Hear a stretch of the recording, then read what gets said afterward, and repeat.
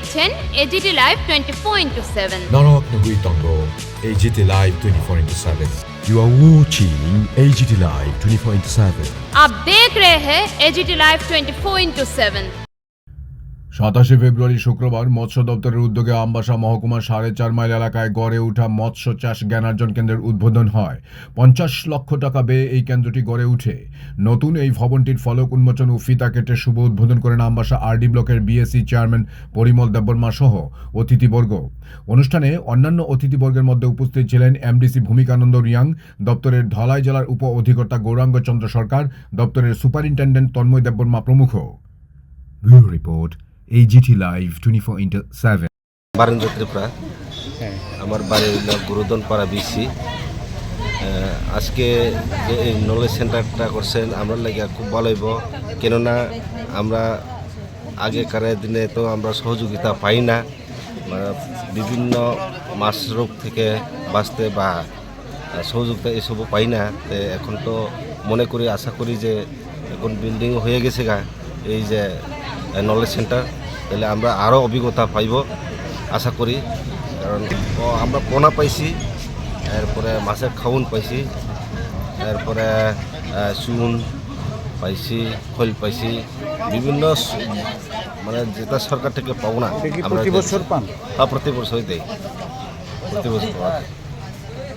যাতে স্বয়ং সম্পন্ন হতে পারে সেই চেষ্টারই একটা অঙ্গ হিসাবে আজকে এখানে এই পিসিকালচার নলেজ সেন্টার উদ্বোধন করা হয়েছে। তো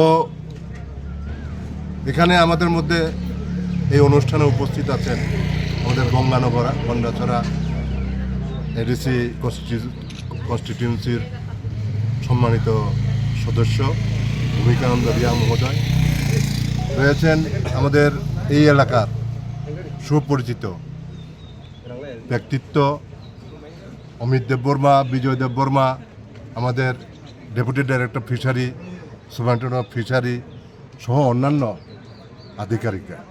এবং আমাদের আরেকটা সৌভাগ্য, আজকে এই অনুষ্ঠান, এই বিল্ডিং যার হাত ধরে শুরু করা হয়েছিল তৎকালীন ডেপুটি ডাইরেক্টর ত্রিকেন্দ্রজিৎ জমাতিয়া মহোদয়, ওনাকে আমন্ত্রণ করার পর উনি আজকে এখানে এসে পৌঁছেছেন।